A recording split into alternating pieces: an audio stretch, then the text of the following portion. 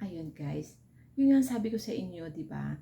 Nung nagta-travel kami going to Manila, nagta-train noon may train pa noon. Kasi para lang kasi yung pangalawang diagnose kay Jasmine, kailangan na siya speech therapy. Tapos yung sa occupational therapy.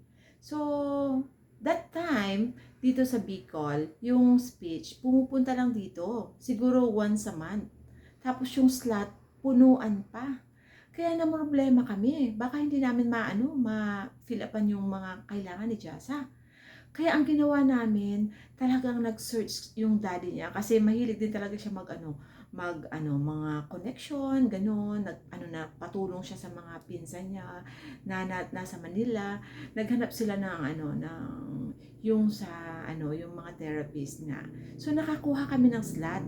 So ang nangyari, nagta-travel po kami noon. Every week nandun po kami sa Manila. Oo, every week. Twice a week po kami sa Manila. Oo. Grabe. Ilang taon si Jasa noon? Siguro mga 6, 7 years old, 8, ganun. Mga ganun.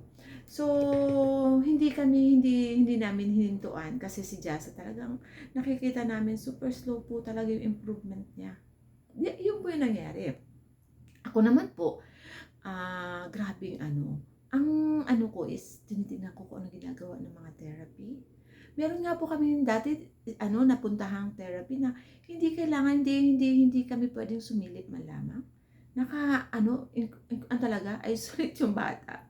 So hindi kami nagtagal doon kasi ayoko, sabi naman ng Daddy Jasmine, walang transparency, parang walang ayaw niya noon. Kahit ako ayaw, din naghanap pa naman kami ng iba.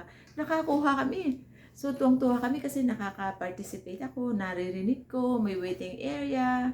Kasi nafa-follow up dapat talaga sa bahay. Pero since noon kasi hindi pa ako masyadong responsable masyadong. Hindi ko na follow up sa bahay yung pagte-therapy kay Jasa.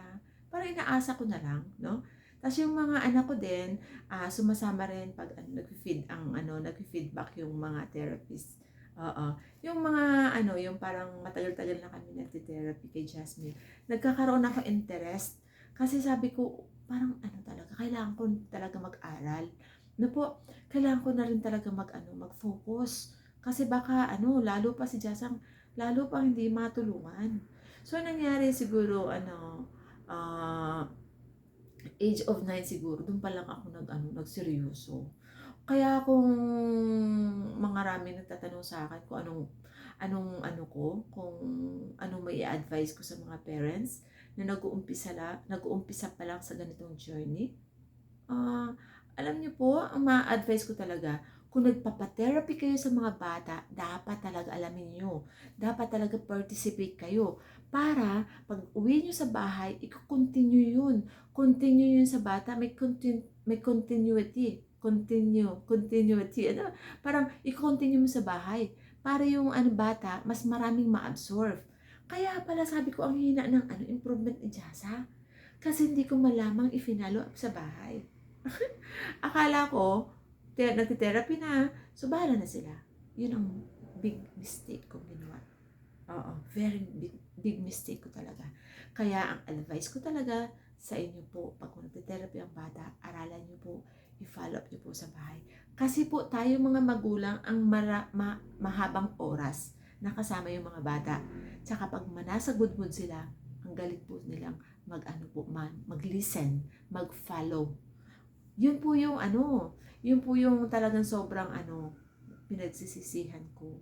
Oo, syempre wala na, tapos na di ba? Ang nangyari po, di ba? Yun na nga po, yung mga siguro 10 years old si Jasa, na talaga hindi na talaga napapalagay yung father niya, dinala na sa Australia ni daddy niya. Talagang doon na po pina-check up. Siyempre po, nagpatulong siya sa mga anak niya, sa asawa niya, hindi po sila nag-hesitate magtulong. Kaya grabe po talaga yung utang na loob po sa kanila. Kaya po kahit ano pong decision nila para sa amin, talaga pong sa looban ko pong tinatanggap. Kasi alam ko po yung tulong na ginagawa nila sa kay Jasa.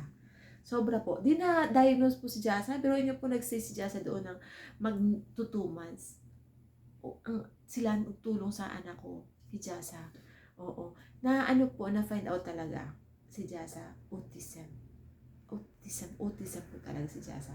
So mula noon, pagbalik ng daddy nila, pagbalik dito sa Pilipinas with Jasa, nagkaroon po kami ng alternative program kay Jasa.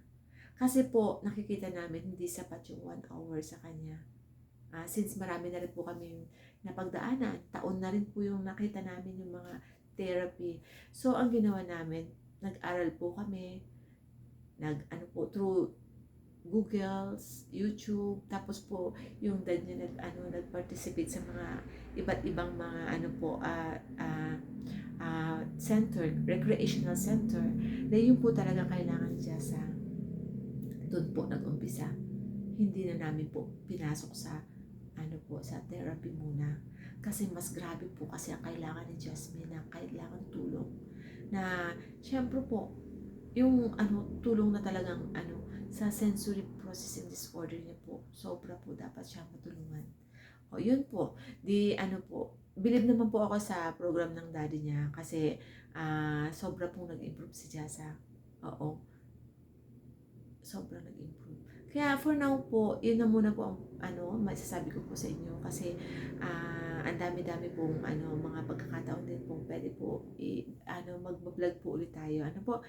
For now po, yun muna po. Maraming salamat po sa inyo. Sana po makatulong po yung mga videos na based on our experience po, sinashare po namin sa inyo.